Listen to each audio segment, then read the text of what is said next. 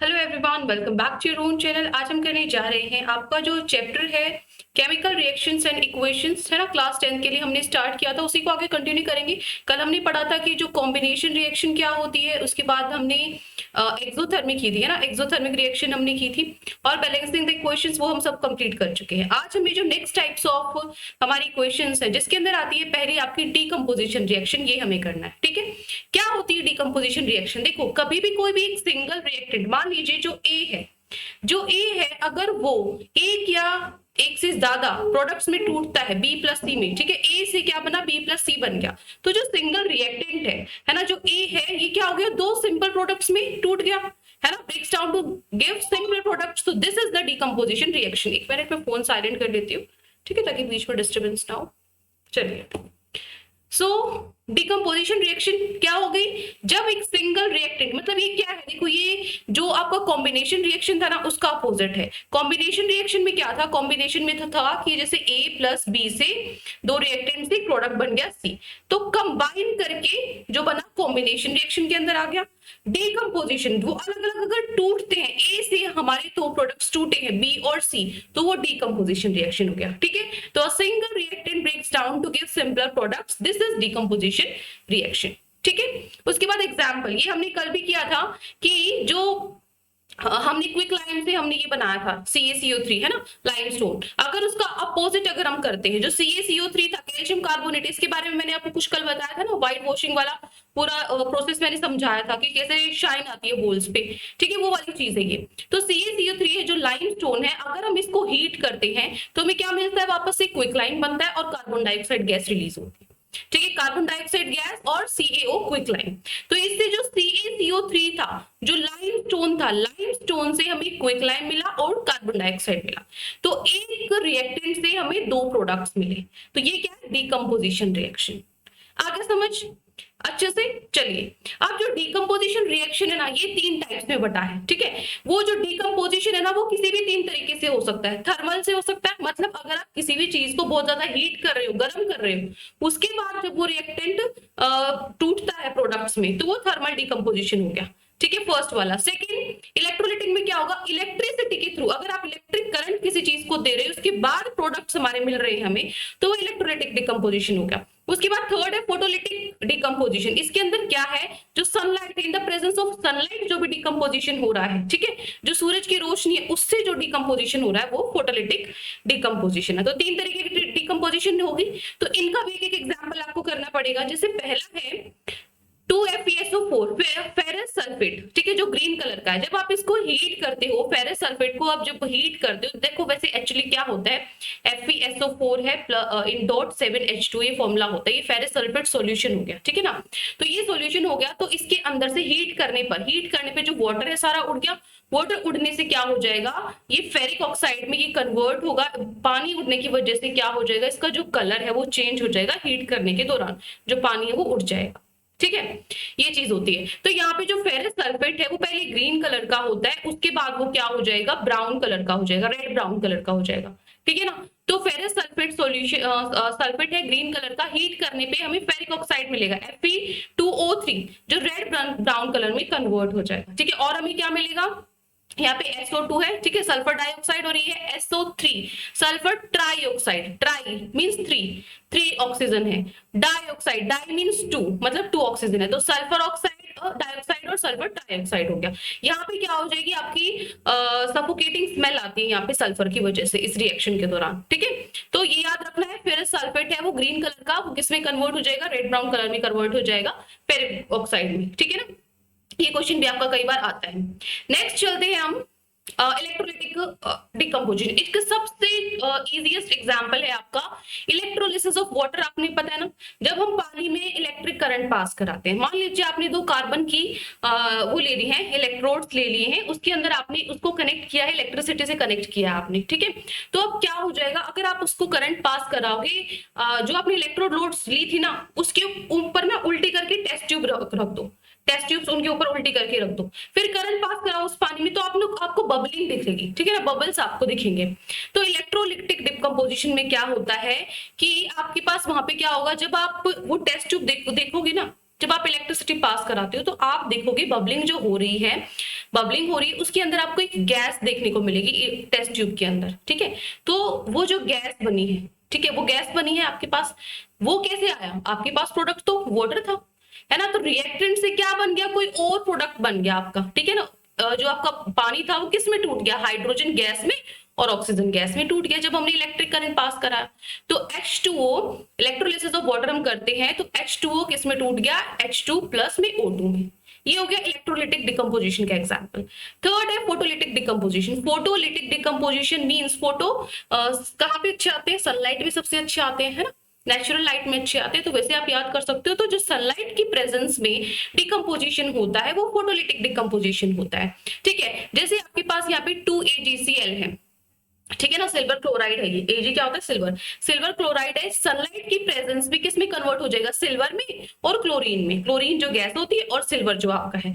तो जो ये सिल्वर क्लोराइड था ना, ये सनलाइट की प्रेजेंस में, ये पहले व्हाइट से क्या हो जाएगा? सनलाइट की प्रेजेंस में ये ग्रे में कन्वर्ट हो जाएगा, ठीक है ना। मेन फोकस क्या है कि जो आपका सनलाइट की प्रेजेंस में डिकम्पोजिशन हो गया, फोटोलिटिक डिकम्पोजिशन क्या हो गया? जब एक रिएक्टेंट क्या करता है?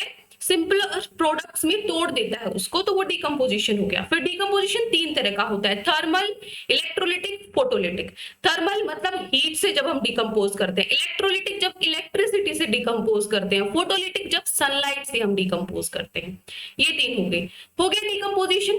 अब यहाँ पे आपके पास एक क्वेश्चन आता है, क्वेश्चन कुछ नहीं आता, सिर्फ ये आपको लिखना होता है कि जो फोटोग्राफी है वो कैसे होती है। तो देखो, जो व्हाइट सिल्वर क्लोराइड होता है वो ग्रे हो जाता है सनलाइट में, मैं आपको बता चुकी हूँ। ये क्यों होता है? क्योंकि जो सिल्वर क्लोराइड है वो डिकम्पोज होता जाता है सिल्वर में और क्लोरीन में, ठीक है, लाइट की प्रेजेंस में।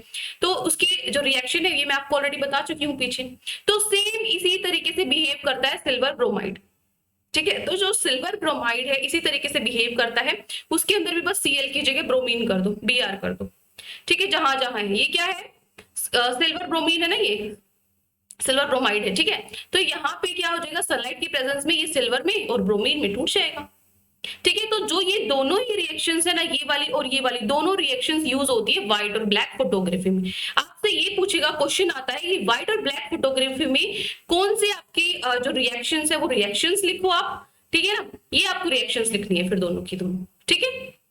हो जाएगा। डिकम्पोजिशन का टॉपिक क्लियर हो गया। अब हमने कौन सी रिएक्शंस कर ली है? कॉम्बिनेशन हो गई है हमारी, डिकम्पोजिशन हो गई है हमारी, ठीक है। अब डिकम्पोजिशन के अंदर ही यहाँ पे एंडोथर्मिक, जैसे ही हमने कॉम्बिनेशन के अंदर एक एग्जांपल पढ़ा था एक्सोथर्मिक का, जिसमें हीट रिलीज हो रही है, ऐसे ही डिकम्पोजिशन में हम एक चीज पढ़ेंगे एंडोथर्मिक। इसमें हीट एब्जॉर्ब होगी, वहां पे हीट निकल रही थी, यहाँ पे हीट अंदर, ठीक है, एब्जॉर्ब हो रही है, सोख रही है।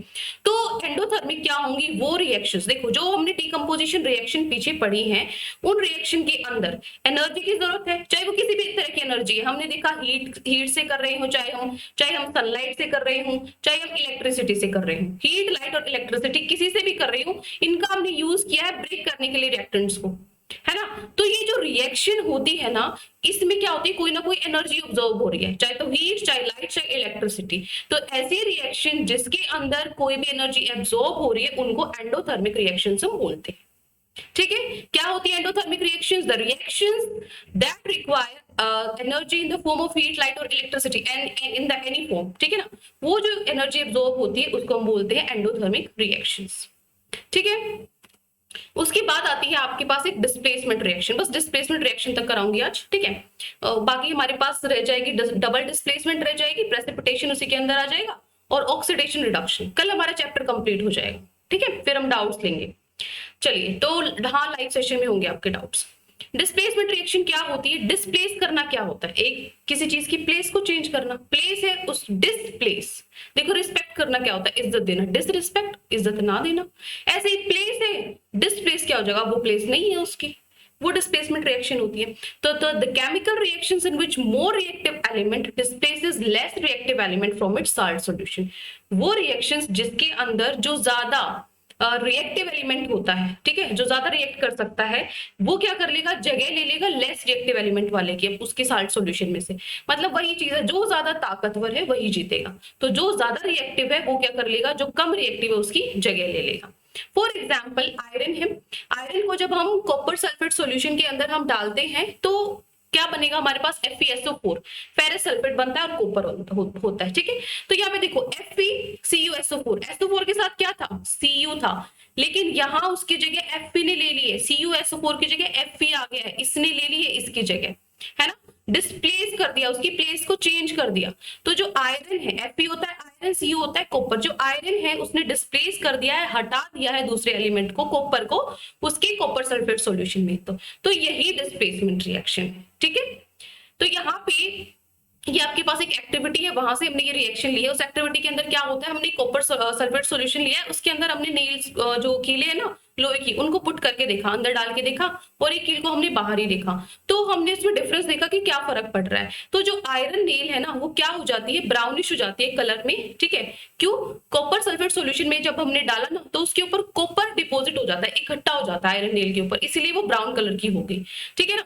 और सॉल्यूशन का कलर क्या हो जाता है, ब्लू कलर का हो जाता है, ठीक है। सॉरी, जो ब्लू कलर का सॉल्यूशन है ना वो डर्टी ग्रीन कलर में चेंज हो जाता है। क्यों हो जाता है, क्योंकि अब वो FeSO4 बन चुका है, फेरस सल्फेट हो चुका है। अब वो कॉपर सल्फेट सॉल्यूशन नहीं है, वो फेरस सल्फेट सॉल्यूशन है, इसलिए उसका कलर भी चेंज हो गया। जो सॉल्यूशन है उसका कलर भी चेंज हो गया, आयरन नेल है उसका कलर भी चेंज हो गया। आयरन नेल का क्यों हो गया, क्योंकि उस पर कॉपर इकट्ठा हो गया। सॉल्यूशन क्यों चेंज हो गया, क्योंकि उसमें कॉपर की जगह आयरन मिक्स हो गया, ठीक है। सो ये है आपकी डिस्प्लेसमेंट रिएक्शन। क्या होती है डिस्प्लेसमेंट रिएक्शन, क्या होती है, जब जो ज्यादा ताकतवर है, ज्यादा रिएक्टिव एलिमेंट है, वो डिस्प्लेस कर ले कम रिएक्टिव वाले को, ठीक है, वो डिस्प्लेसमेंट रिएक्शन है, ठीक है। उसके बाद है यहाँ पे आपका जो रिएक्शंस है वो कंप्लीट होती है। तो आज का जो लेक्चर है ना इसमें हम यही करेंगे। क्या किया है हमने, ये चीज ध्यान रखनी है। देखो इसका एक एग्जांपल और है, ZnCuSO4 वाला भी कर सकते हो, ZnCuSO4 है ना, तो यहाँ से क्या करेगा, ZnSO4 बन जाएगा, प्लस में Cu अलग रह जाएगा। ये भी डिस्प्लेसमेंट रिएक्शन का एग्जांपल है। क्या होगा, जो जिंक है ना वो कॉपर से ज्यादा रिएक्टिव है, तो ये कॉपर की जगह ले लेगा, तो कॉपर की जगह ले ली तो CuSO4 की जगह ZnSO4 अब आ गया और कॉपर अलग हो गया। ये भी डिस्प्लेसमेंट रिएक्शन का एग्जांपल है, ठीक है। तो आज हमने दो रिएक्शंस पढ़ी है, कौन सी, डिकम्पोजिशन और उसके तीन टाइप्स। डिकम्पोजिशन मतलब एक रिएक्टेंट से एक से ज्यादा प्रोडक्ट्स टूट रहे हैं। डिस्प्लेसमेंट रिएक्शन, एक जो प्रोडक्ट है वो दूसरे, एक जो रिएक्टेंट है वो दूसरे की जो ज्यादा है, ज्यादा रिएक्टिव है, दूसरे की जो कम रिएक्टिव है उसकी जगह ले लेता है। बस ये दो ही पढ़े, बिल्कुल सिंपल से, थोड़ा थोड़ा करा रही हूँ ताकि चीजें आपको समझ में आए, भगाना नहीं है, ठीक है ना। सिर्फ ये दो ही रिएक्शन है, ध्यान से सुन लो, 2 बार सुन लो इस वीडियो को, आपको बिल्कुल लर्न, आपके दिमाग में फिट हो जाएगा, ठीक है। फिर भी कोई भी डाउट है तो आप मुझे बेझिझक बता सकते हैं, कमेंट सेक्शन में आप मुझसे पूछ सकते हैं। और अगर आपको लेक्चर अच्छा लगे तो चैनल को सब्सक्राइब कर सकते हैं, वीडियो को लाइक कर सकते हैं। आज के लिए इतना ही, मिलते हैं नेक्स्ट वीडियो में। Till then take care, bye bye.